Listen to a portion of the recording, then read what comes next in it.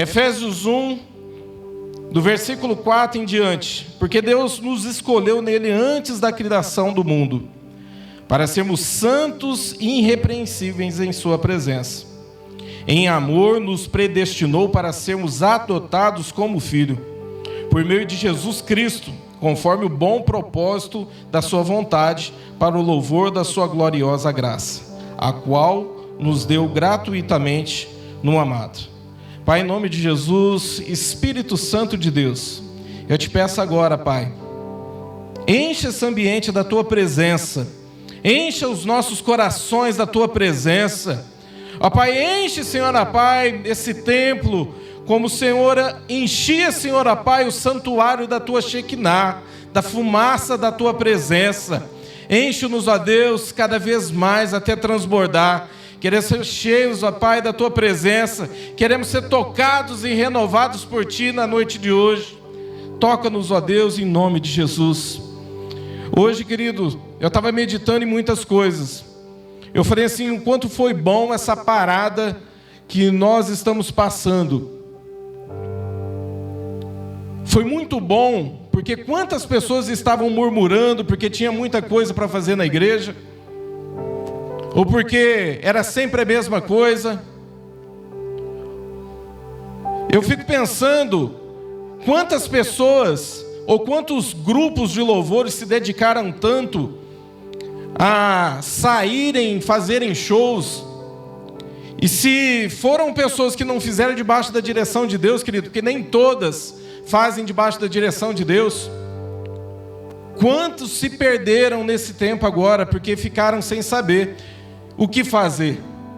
Eu vi alguns testemunhos de algumas pessoas conhecidas que até tiveram aqui, falando que estavam perdidas em si mesmo, porque estavam tão acostumados a fazer aquilo, a andar e viajar, e a ganhar, porque de momento você fica com temor em cobrar alguma coisa, mas depois você recebe, porque outra igreja faz, e de repente o outro irmão está fazendo também, o outro pastor está fazendo, de repente você está pagando melhor, de repente você está ganhando muita grana com aquilo. E eu acredito que Satanás, o declínio dele, não foi de uma hora para outra, foi acontecendo dessa forma.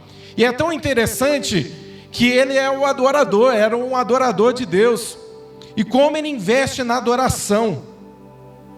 Eu acredito que nesse tempo, quando eu ouço esses levitas de hoje em dia, né, esses homens de Deus, falando que se perderam, porque, eu comecei a ganhar dinheiro. Antigamente eles iam para uma igreja porque recebiam direção de Deus, mas depois que tinham 10 convites de um dia para poder ministrar numa igreja, eles escolhiam e não perguntavam para Deus, eles escolhiam qual que era o hotel melhor que eles iam ficar, ou qual que é a oferta melhor que eles iriam ter. Você está entendendo que foi da mesma forma com Satanás? E eu fico pensando, eu estou falando para poder mexer com você, porque a mensagem de Deus, querido, você não pode sair daqui todo alegrinho, mas você tem que sair daqui pensando e refletindo na sua vida, e perguntando para Deus, Deus, o que precisa ser mudado na minha vida? O que o Senhor precisa que eu faça para que eu esteja no centro da tua vontade? Esse versículo aqui, querido, foi uma das coisas que me fez entender sobre paternidade. Porque na hora que fala assim que Ele nos escolheu antes mesmo da fundação do mundo, eu entendo que nós não fomos gerados para esse mundo. Nós fomos gerados nos céus. É por isso que quando você está aqui adorando, você sente essa presença e quer ficar nela. Porque você começa a sentir um pouco da presença dos céus. É por isso que quando você está ouvindo a palavra, ela está queimando ao teu coração, você quer estar nesse ambiente, porque você está sentindo um pouco daquilo que é o céu. Você começa a sentir essa presença. Como foi difícil para mim entender isso. Foi difícil para mim porque eu tive uma criação que... Eu fui criado por um padrasto desde os 3 anos de idade. Desde os 3 anos de idade eu fui crescendo com isso. Quando você é pequeno, você não assimila bem o que é isso, mas quando você vai entrando na adolescência, você vai percebendo o que é isso. Você vai percebendo que, olhando para o padrasto e falando assim, ó, ele não é meu pai. Ele é só alguém que está com a minha mãe. E depois, na hora que nascem os seus irmãos, ele é pai dos meus irmãos, mas ele não é meu pai. E quando você vai crescendo e assimilando isso, dentro da gente vai criando um conflito. E aí, de repente, você começa a entrar num poço de solidão, um poço de angústia. Você começa a querer a desfrutar de outros prazeres, porque você não tem aquele prazer dentro de si. Existe um vazio ali dentro, por saber que você não tem um pai. E fica aquele ponto de interrogação: quem é meu pai? E dentro disso, querido, eu não fui uma pessoa que eu não fui criado longe dos caminhos de Deus. Quando começou a comunidade metodista em Brodowski, a minha mãe já me levava. Existia poucas pessoas, creio que de 15 a 20 pessoas, e eu era pequeno, eu já estava ali. Desde pequeno, a minha mãe foi me levando. Minha mãe converteu, começou a me levar, e eu comecei a conhecer um pouco da palavra do Senhor. E dentro da escolinha, antigamente ali onde é o depósito do supermercado nosso ali, a igreja foi para ali, foi na onde cresceu. E eu lembro que eu ia para a escolinha. E aí você começa a conhecer a palavra de Deus, vai conhecendo sobre Deus, o que é ter fé. Só que chegou num tempo da minha vida, querido, que com 13 anos, eu me afastei dos caminhos do Senhor. Eu já era batizado. E aí começa aquele ponto de interrogação: eu não tenho um pai. E aí começa a gerar alguns conflitos dentro da gente. E a gente começa a buscar por prazeres. Sabe por que eu estou falando isso? Porque talvez você está aqui servindo ao Senhor. Você tem fé, você acredita em Deus, mas não tem Ele como um pai. E quando você não tem Deus como um pai, você vai buscar prazeres que te satisfazem. Você não vai vir para um culto desse pronto para receber a presença de Deus. Mas primeiro você vai se entupir de coisas durante o dia, coisas que talvez nem agradem ao Senhor. Quantas coisas eu fiz que hoje eu me arrependo muito daquilo que eu fiz.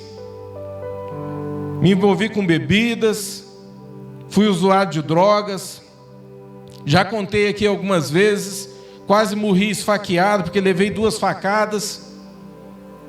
Comecei a andar armado porque eu queria matar o cara. Uma das coisas que eu sempre não fui foi covarde e ter medo de alguma coisa. Isso eu nunca tive medo. Eu lembro que a minha resposta era ser vingativa. Eu queria matar o cara de tudo quanto é jeito. E tinha amigo meu que ligava e falava assim: se você quiser, eu mando uns amigos meus vir pegar ele e matar ele. Eu falei: não, eu quero fazer isso. Mas eu já conhecia a palavra de Deus. E aquilo gerava um conflito dentro de mim.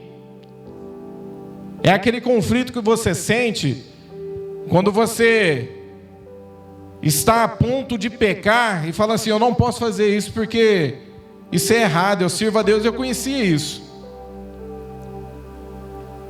E eu tive que passar a conviver com isso, falando... Eu sonhava várias e várias vezes que eu estava matando esse rapaz. E eu lembro que para mim foi muito difícil isso. Talvez algumas pessoas hoje me vejam de uma postura diferente, mas isso é verdade. Eu nunca fui uma pessoa medrosa. Às vezes hoje eu ainda acabo entrando em alguma enroscada, alguma coisa que Deus manda me entrar, e algumas pessoas me ameaçam, mas se eu não tinha medo, enquanto eu confiava em mim que eu estava no mundo, você imagina agora que a mão de Deus está sobre a minha vida. Você tem que entender que Deus está no controle de todas as coisas, e Ele cuida da sua vida. Quantas coisas eu fiz, querido? Quantas coisas eu fiz que não agradaram ao Senhor? Quanto tempo eu perdi? Eu vejo para alguns aqui que, pela idade, eu falo assim: nossa, Senhor, eles estão aqui desfrutando de algo que eu poderia ter feito isso. Quanto tempo eu perdi no mundo? Porque aquilo foi um tempo perdido, querido. Talvez você olhe aqui e fale assim, ó, eu venho para a igreja, mas eu acho que eu estou perdendo meu tempo. Você não está perdendo o seu tempo, não. É como se fosse depositar em uma conta bancária. Você pode ter certeza, querido, que Deus ele tem o melhor para a tua vida. E você vai colher tudo isso na tua vida. Você vai colher tudo isso. Coisas que eu não colhi porque eu me perdi. Eu lembro que quando eu voltei para Jesus, e havia esse conflito ainda dentro de mim. Porque eu tive um impacto com a presença de Deus. Eu falo até hoje, escrevi algumas coisas aqui, eu não estou nem lendo mais.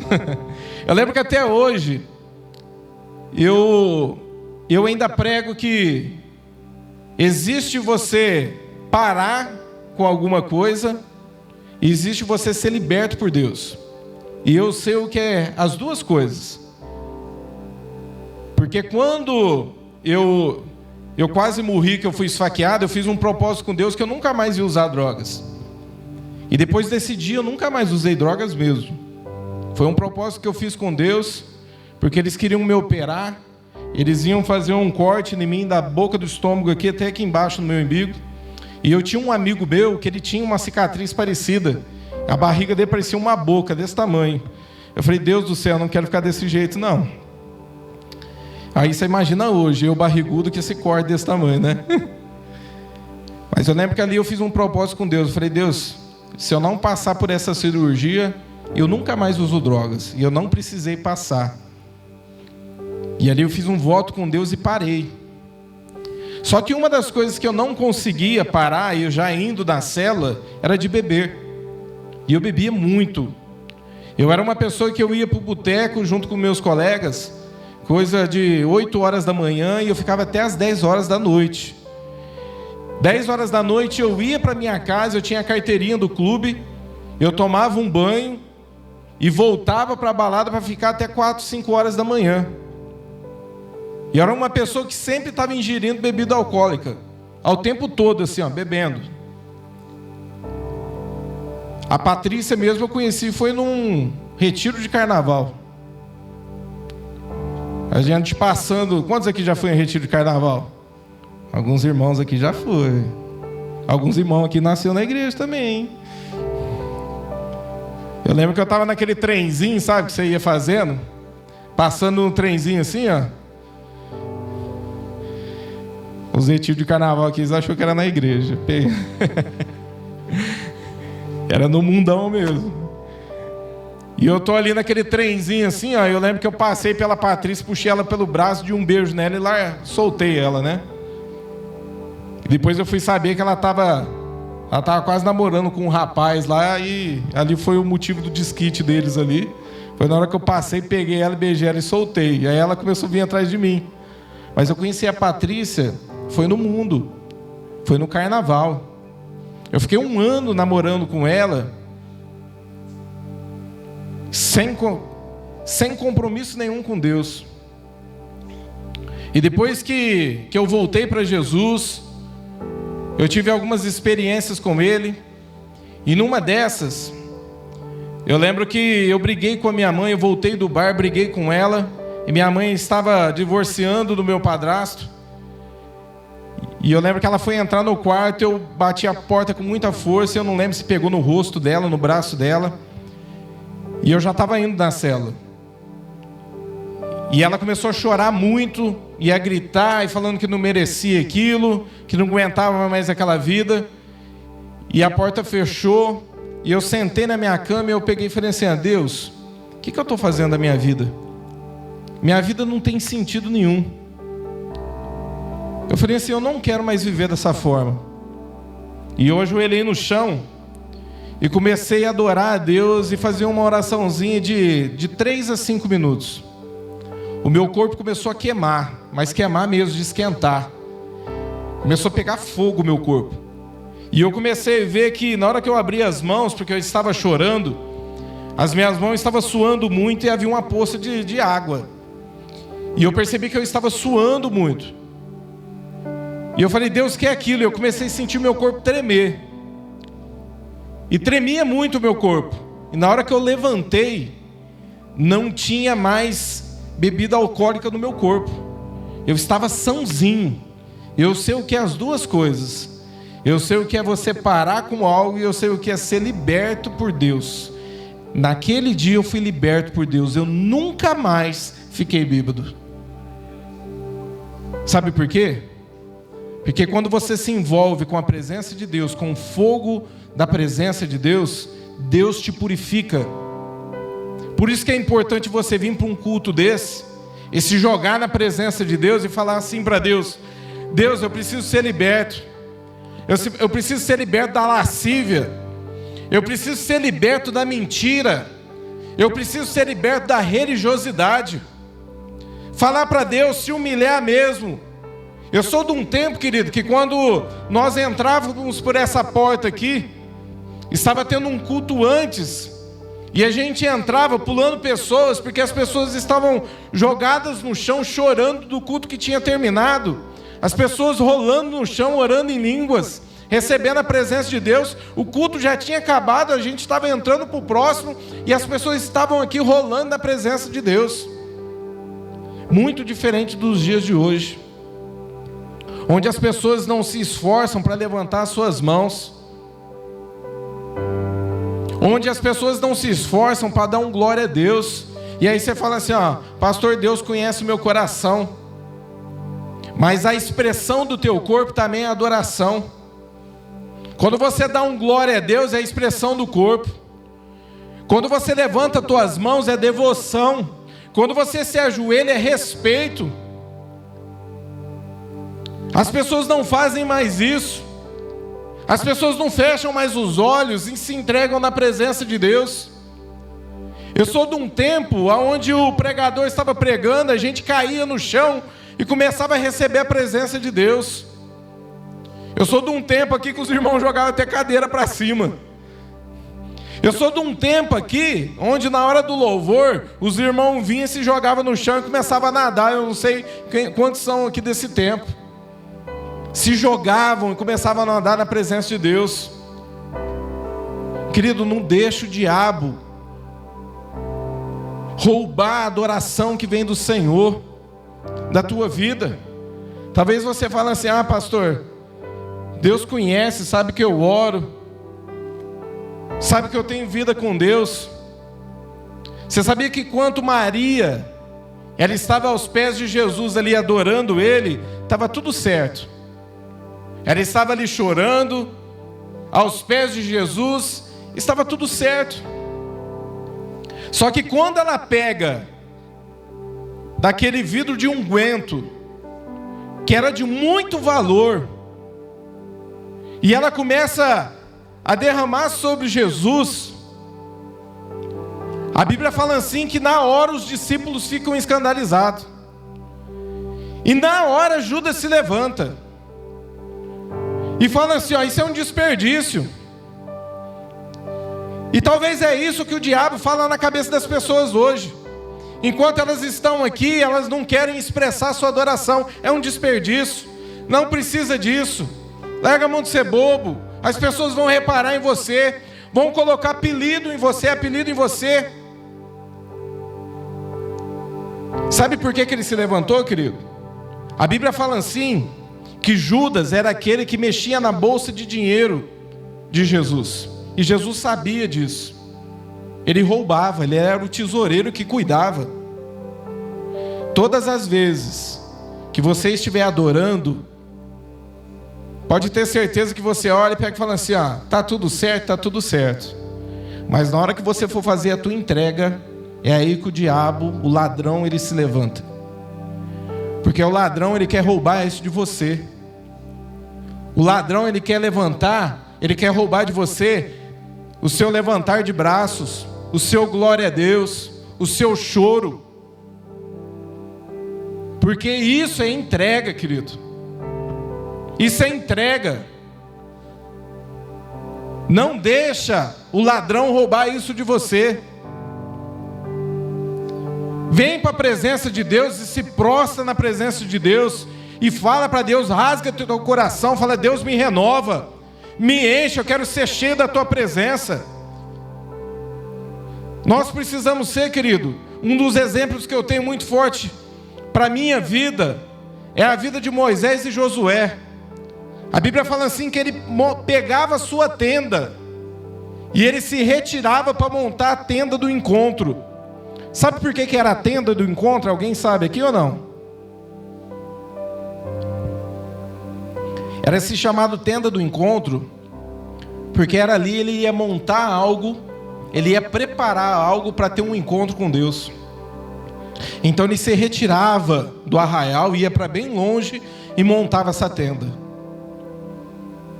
Quando ele fazia isso, querido, Deus estava vendo o esforço dele, de sair do seu lugar de costume e para bem longe buscar o Senhor.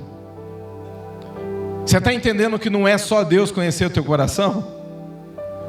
Quando ele estava montando a tenda, Deus estava olhando para ele e via quando ele estava preparando tudo para que Deus entrasse na tenda. E a Bíblia fala assim, que quando ele estava fazendo isso, o povo dali também ia e ficava olhando. Existem pessoas que relacionam com Deus superficialmente. É uma relação assim, bem superficial. É aqueles que olham de longe. É aqueles que estão sempre contemplando de longe. Quer ver de longe. Está tranquilo, deixa o outro lá encher da presença de Deus. Deixa o outro lá se desfrutar da presença de Deus. Eu vou ficar contemplando de longe. Existem aqueles que entram na tenda. E a Bíblia fala assim que quando ele preparava tudo, havia uma nuvem que descia. E quando ela descia ali e ela se prostrava na frente da tenda, todo o povo sabia que Deus estava dentro da tenda. E a Bíblia fala assim que Deus falava com Moisés face a face como fala com um amigo. Isso é forte, não é? Você está entendendo que não é só Deus conhecer meu coração? Você está entendendo que Deus, Ele começa a te olhar desde o momento que você está tomando banho, até o momento que você começa a se vestir para Ele, até o momento que você começa a preparar um estudo para Ele, até o momento que o músico ele começa a estudar, ou ele está ouvindo o louvor para poder ministrar aqui em cima. Deus ele já começa a olhar isso. Ele começa a te olhar desde o momento que você sai da tua casa até poder estar aqui. Deus ele está vendo isso. Só que o mais profundo aí, querido, é que a Bíblia fala assim que quando a nuvem se retirava e Moisés saía dali, Josué permanecia lá dentro. Sabe por quê? Porque Josué queria ainda poder conviver com um pouco daquilo, da presença de Deus que ficou sobre aquele lugar. Porque quando a presença de Deus vem, querido, ela transforma o ambiente. Quando a presença de Deus desce, ela muda algo dentro de você, não tem como ser a mesma pessoa. Quando a presença de Deus ela te enche, não tem como você andar mais da mesma forma. Eu sempre falo o seguinte, você nunca mais vai conseguir pecar em paz. Porque quando nós não tínhamos a presença de Deus, você pecava da maneira que você queria. Agora não. Toda vez que você for pecar, algo vai te incomodar. Sabe por quê? Porque a presença de Deus ela veio e ela fez uma mudança dentro de você. Você sabia que você é o templo do Espírito Santo hoje? Você sabia que você vai sair daqui, mas você vai carregar dentro de você a presença de Deus? Porque hoje você é o templo do Espírito Santo. Eu entendi isso para a minha vida. Quando Deus começou a ministrar sobre paternidade comigo, e Deus começou a falar, e eu voltei para os caminhos de Jesus, e Ele começou a ministrar. Eu falei, Deus, eu quero ter experiência mais profunda contigo. Ele começou a dizer para mim assim, você precisa se relacionar mais comigo. Sabe por quê? Porque quando Deus é um desconhecido para você, você não quer se relacionar com Ele. Quando Deus é uma pessoa que é conhecida para o teu irmão, mas não é conhecido para você, não há prazer de relacionamento. E Deus, Ele quer ser conhecido por ti. Ele quer gerar isso, Ele te quer como um amigo. Eu lembro de um dos impactos que eu tive na minha vida, foi quando eu tive a minha primeira filha. Eu lembro que já desde a barriga, a Patrícia sempre brincava e falava assim para mim, ó: amor, passa a mão na minha barriga. E eu passava assim, ó, tirava a mão. Mas não é porque eu não queria fazer, é porque eu não conseguia fazer. Se você é uma pessoa que tem dificuldade de pedir perdão para alguém ou consertar com alguém, é a mesma coisa, eu sentia do mesmo jeito. Não é uma coisa que eu não queria resolver, era uma coisa que eu não conseguia fazer. E eu lembro que ela falava assim, ó, canta, faz alguma coisa, fala com ela, e eu não conseguia. Ficava travado. Quando a minha filha nasceu, ela vinha pro meu colo e só chorava. Ela foi ficando maiorzinha nos primeiros meses, e eu falava assim, não é possível um negócio desse, devo estar endemoniado. A minha filha não ficava no meu colo. Eu pegava ela no colo e ela berrava. A Patrícia pegava ela no colo, ela ficava quietinha. E eu lembro que eu ia comer com os irmãos, saíam depois de um culto desse. Eu lembro que teve um dia que eu entrei numa pizzaria, estava ali comendo, acabei de comer. A Patrícia estava ali ainda, porque mãe vai fazendo um punhado de coisa ao mesmo tempo, né? É um dom isso aí, viu? Tem gente que não entende, é dom, viu? Homem vai fazer, tem que fazer uma coisa só de cada vez. Homem é desse jeito. Homem, a mulher fala assim, ó, olha o leite para mim. A gente fica em cima olhando e derrama. É desse jeito. A mulher não, ela olha o leite, passa a roupa, faz comida, é um dom. E ela ali comendo com a minha filha nos braços. E aí eu fui pegar. Mas eu já sabia que não ia dar certo aquilo ali.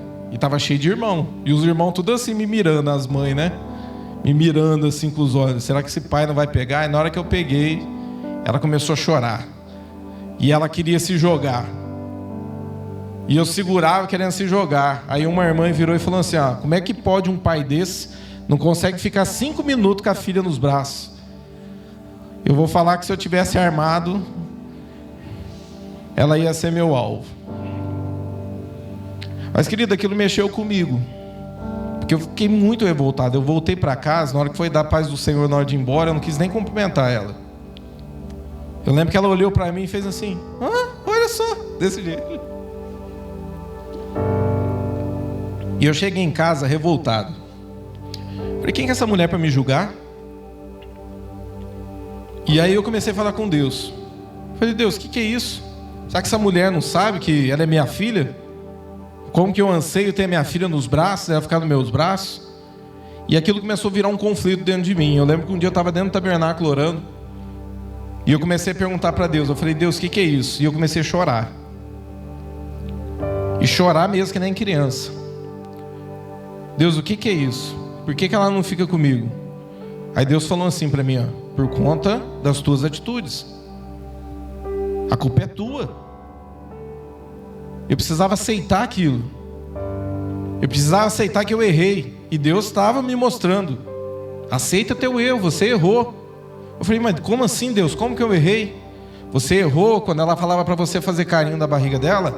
Ali estava lá dentro. Quando ela falava para você cantar ou falar alguma coisa para ela, ali estava lá dentro. E porque você não fez, ela está te rejeitando. E eu comecei a chorar muito. E aí Deus falou assim para mim, ó, mas eu não te culpo, porque você não tinha para dar. E eu falei, como assim, Deus, eu não tinha para dar? E aí Deus começou a ministrar no meu coração. Deus ministrou assim para mim. Sabe aquele ponto de interrogação que você tinha, aquele vazio que você tinha dentro de você, porque você sentia aquela rejeição de não ter o teu pai, não conhecer o seu pai? Você não recebeu isso.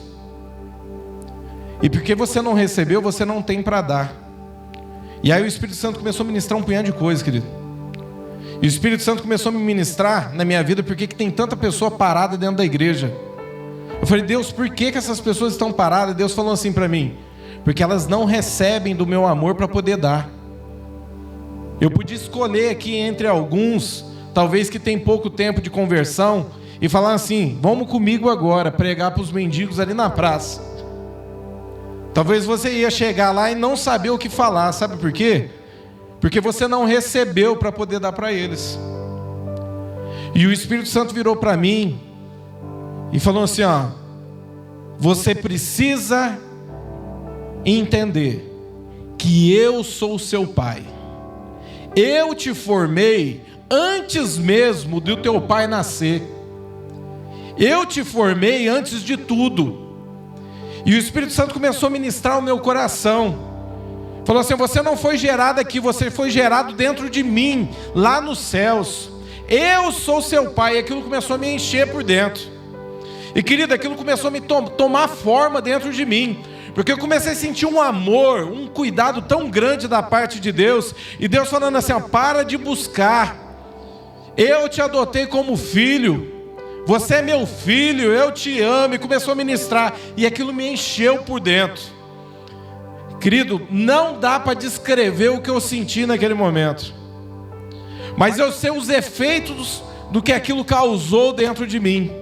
Porque o Espírito Santo começou a me ensinar. Eu falei: Deus, como é que eu faço para poder resgatar isso? E o Espírito Santo falou assim: ó, você vai chegar nele e vai falar assim: ó, eu sou seu pai, eu te amo. Da mesma maneira que eu falei para você.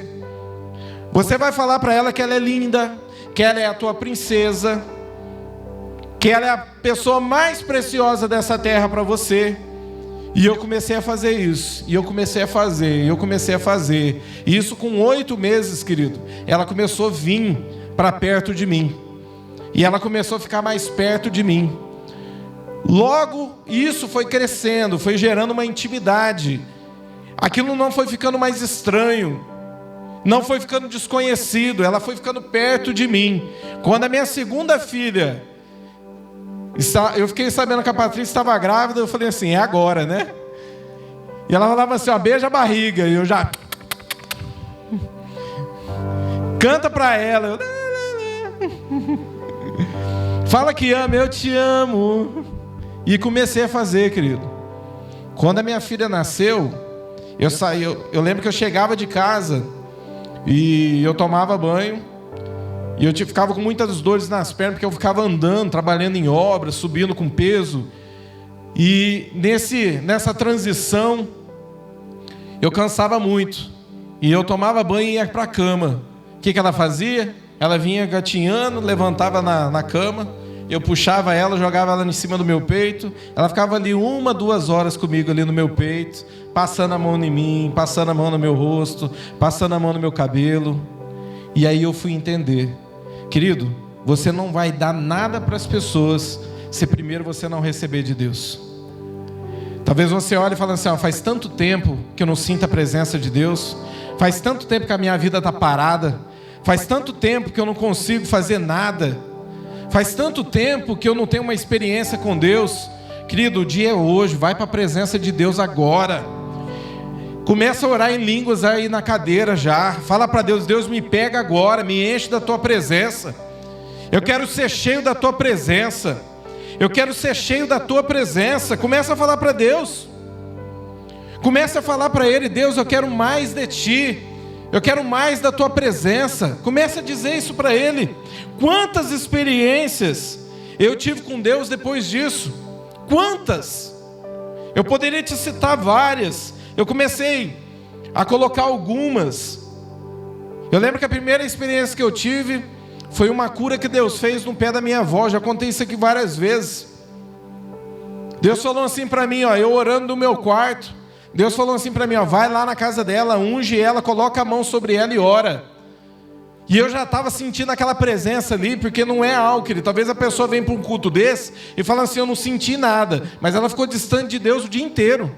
O louvor não me tocou. Não é para te tocar não, é para tocar o coração do Pai. É para você se envolver no meio da presença. A adoração tem que sair de você. E eu comecei ali, naquele momento eu fui até a casa da minha avó, coloquei a mão sobre os pés dela. Eu tinha vergonha de orar. E eu comecei a sentir a minha mão queimar.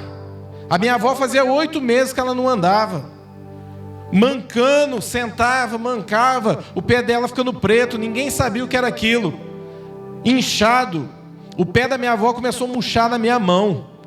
Aquilo começou a esquentar, minha mão esquentando e o pé dela murchou na minha mão. Quantas experiências eu tive com Deus, sabe por quê? Porque eu recebi da presença de Deus. Eu lembro de uma vez de um xará também que chama Alexandre. Ele não é daqui de Brodowski, mas ele estava aqui nesse tempo e ele teve um infarto. Ele ficou morto por 30 minutos. E eles começaram a reanimar ele pelo aquele choque, né? E eu lembro que no outro dia, isso foi no sábado, do sábado para um domingo, colocaram ele, levaram ele para a UTI, porque voltou os batimentos dele. E aí o Xande chegou aqui, foi num domingo de manhã, a gente estava aqui. Ele falou assim, ó, Varão, o Alexandre teve um infarto. A gente precisa ir lá orar por ele. Eu falei assim, vamos lá.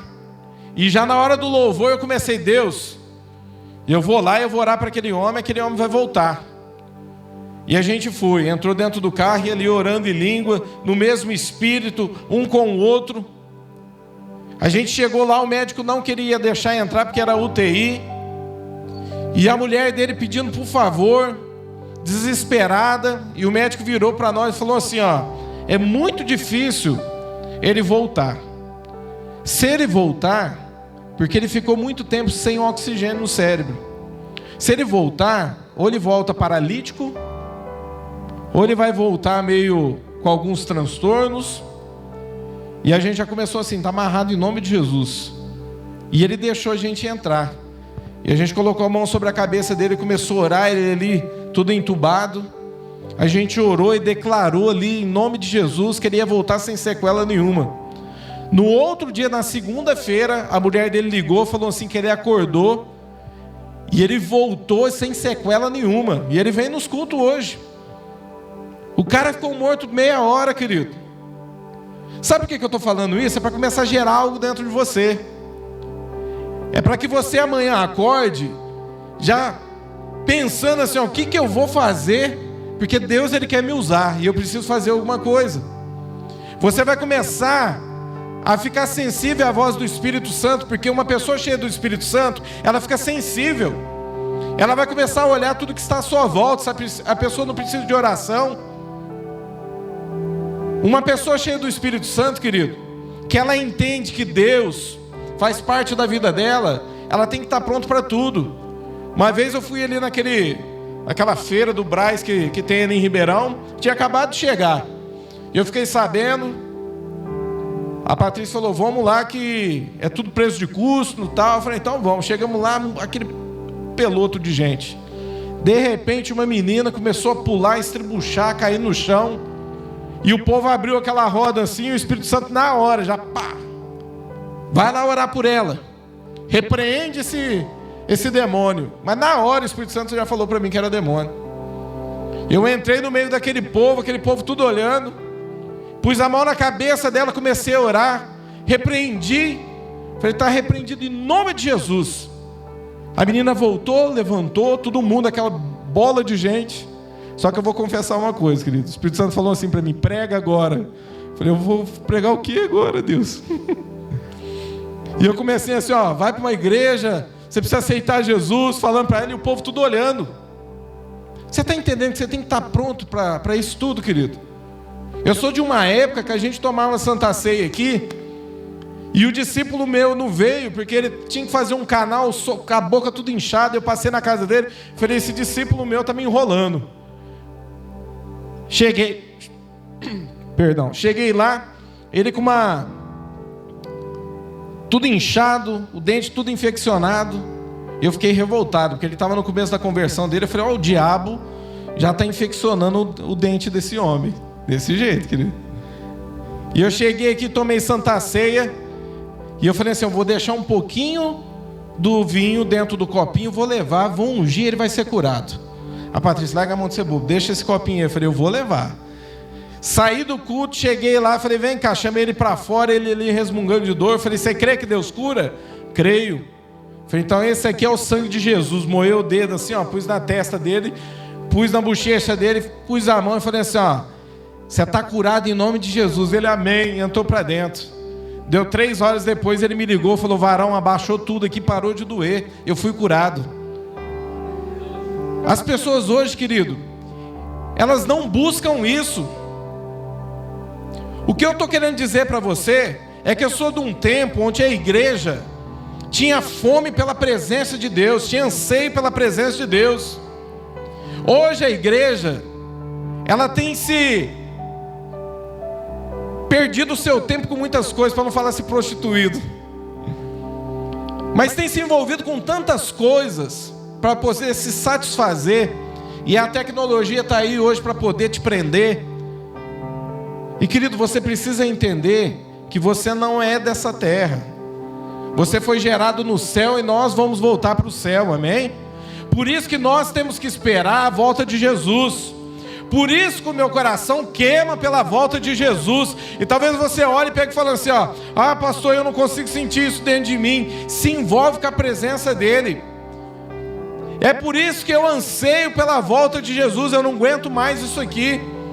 Eu falo assim, ó Deus, eu estou aqui, ó, mas é de passagem, eu quero viver na Nova Jerusalém. Você está entendendo, querido? Precisa haver um anseio pela a presença de Deus. Precisa haver renúncia. Precisa haver renúncia dentro de você. Eu anotei tantas coisas aqui, ó, e eu não estou lendo nada. Eu anotei algumas coisas que Deus fez através da minha vida. Eu lembro de uma menina que ela chegou, ela tinha uns 11 anos, e a cabeça dela era fora do normal, era bem grande, e o cérebro dela estava inchando. Eu já era líder lá no núcleo, e a mãe dela chegou e falou assim, ela tem uma doença onde o cérebro dela está inchando e está deixando a cabeça dela grande. E eu vim aqui porque o meu genro falou para mim que você orou e ele foi curado da vesícula. Eu falei assim, é verdade. Ela falou assim, ó, semana que vem ela está indo para uma cirurgia, eles vão abrir a cabeça dela, porque senão vai prender e pode acontecer alguma coisa. Eles iam abrir. Eu falei, você crê que Deus pode curar sua filha? Ela falou, eu creio. Eu coloquei a mão sobre a cabeça dela e orei, e ministrei cura ali. E aí ficou. Chegou no dia da cirurgia, eles falaram assim que não precisavam abrir, porque tinha parado, e eles iam estudar porque que tinha parado de inchar. E querida, até hoje a menina, a cabeça dela parou de crescer, e ela anda para a rua, uma pessoa normal, e Jesus curou ela. Eu estou falando tudo isso para você começar, querido, a sentir um gostinho aí de ser usado por Deus, de deixar que Deus te use. Esses dias para trás eu fui fazer uma visita na casa de uma mulher, e eu cheguei lá, a família envolvida com outros rituais, outras coisas, e na hora que eu cheguei eu já vi o semblante dela, ela com depressão, e a gente sentou ali, eu comecei a falar de Jesus para ela, ela fechava o olho, abria o olho, fechava, abria, eu falava, e eu comecei a perceber que tinha algo estranho com ela, e eu falei assim para ela, eu falei, o que está acontecendo? Ela virou para mim e falou assim, ó, eu não sei o que é, mas tem uma nuvem sobre você, e essa nuvem ela está te envolvendo tudo. Eu falei, você está sentindo paz? Ela falou, eu estou sentindo uma paz. Eu falei, Deus está te chamando a atenção, Deus quer te curar da depressão. Você está entendendo que Deus ele faz essas coisas? Deus ele faz essas coisas, querido. Você precisa ter fé. Deus ele vai preparar, ele vai te promover para aquele momento. E talvez isso não seja, você vai falar assim, é para o pastor aparecer. Não, é para a glória de Deus. Deus vai chamar a atenção. Por que a nuvem descia e Deus tinha que vir em forma de nuvem? Era para mostrar para o povo que Deus estava descendo, que Deus estava ali. Eu profetizo em nome de Jesus que as pessoas vão olhar em você e vão ver algo diferente, amém? Vão ver a glória de Deus sobre a tua vida. Esses tempos atrás também a gente foi fazer uma visita na casa de uma senhora, e essa senhora, na hora que a gente colocou a mão na cabeça dela, manifestou. Aí eu orei e o Espírito Santo colocou no meu coração, falou, ora repreendendo esse espírito de enfermidade. Eu orei, ela tinha tido um derrame, e um lado do corpo dela, ela mancava e uma mão ficou. Já fazia, acho que de 7 ou 10 anos, o braço dela estava ali atrofiado. E eu orei, repreendi, ela voltou. Eu olhei para ela, meu coração queimou. E o Espírito Santo falou assim para mim, ó, ora pelo braço dela. Eu orei para ela e falei assim, ó, a senhora crê que Deus pode esticar o braço da senhora e voltar a funcionar? Ela virou para mim na hora e falou assim, eu creio. Eu já catei o braço dela e falei, então vai orando aí. Comecei a orar em língua. Eu falei, ora em língua aí, Xande. E essa mulher começou, ai, ai. Eu falei, ó, ela crê, Deus vai fazer. E eu comecei a puxar ela, ai, tá doendo. E eu estico em nome de Jesus, comecei a puxar. E querido, chegou uma hora que o braço dela começou a ir. E começou a ir, e começou a ir, esticou. E aí voltou. E ela falou assim, ó, eu tô mexendo no meu braço. Aí o marido dela que estava do lado começou a chorar, o filho dela também começou a chorar. Voltou os movimentos do teu braço? Ela falou, voltou, ainda está meio difícil, mas voltou. Falei, então pega uma vassoura aí. Ela pegava a vassoura e mexia, ela voltou, Deus me curou. Você está entendendo o que Deus faz, querido? Deus, ele precisa da tua fé. Deus, ele precisa que você se envolva com a presença dele. Isso é para gerar fé ao teu coração. Renuncie, querido. Renuncie para tudo aquilo que está te tirando da presença de Deus. Para mim pregar isso para você, primeiro Deus tem que fazer em mim. Eu estou pregando algo que eu já vivi na minha vida. E eu sei que Deus está falando ao teu coração, porque soa com autoridade quando eu falo, porque é algo que eu vivi. Se tem algo que está te roubando a presença de Deus, fala para Deus hoje, fala, Deus, eu quero renunciar no teu altar, eu quero ser cheio da tua presença, eu quero ser cheio de ti. Eu estou passando por uma transição e eu estou encerrando na minha vida, onde por 12 anos eu trabalhei para mim. Eu tinha uma turma de carpintaria. Desde os meus 18 anos eu trabalho de carpinteiro. 7 anos eu trabalhei para as pessoas, aprendi. E 12 anos eu trabalhei para mim. E quarta-feira agora que passou, eu encerrei esse ciclo. Chegou num ponto, já vai para quase 3 anos que eu estou aqui, na igreja em tempo integral. Mas 1 ano e meio para 2 anos, eu vim para cá sem a igreja ter condições de me dar um salário. Sabe como que eu vivi? Eu vivi quase 2 anos ganhando R$700 aqui da igreja. E você vai entender porque que eu estou pregando isso para você hoje. Eu não ia falar, mas o Espírito Santo falou. Eu estava orando na minha casa antes de sair, no meu quarto. O Espírito Santo falou assim, ó, fala para essa geração que eles precisam renunciar. Eu ganhando R$700 na igreja, indo uma vez por semana para Ribeirão, olhar como o pessoal estava trabalhando, porque o meu salário vinha tudo de Ribeirão. E o Lucas está aqui como testemunha disso. Algumas vezes eu levava ele, algumas vezes eu acho que o Samuel foi junto. 2 anos crendo que enquanto eu estava fazendo para Deus aqui, Deus estava fazendo para mim lá. Eu falei assim, ó, Deus, eu não sei até quando isso vai, mas enquanto for assim, a minha vida está nas tuas mãos. Sabe por quê? Porque eu escolhi fazer a vontade de Deus. Eu escolhi renunciar e voltar para o propósito. Sabe por quê? Eu fui gerado para isso. Eu fui gerado para um propósito, e todos nós fomos gerados para um propósito. Enquanto você estiver preso em querer ter, em querer ganhar, em querer ser alguma coisa, e não estiver no centro da vontade de Deus, você não está no centro do propósito de Deus. 2 anos, até que chegou um ponto que não tinha mais jeito. Eu fiquei assim, ó, numa saia justa, sem saber o que fazer. Eu virei, vim para o tabernáculo, orei, e falei, Deus, eu não sei o que fazer, mas eu vou entregar nas tuas mãos.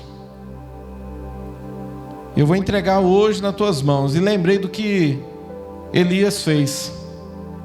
E o Espírito Santo começou a ministrar no meu coração.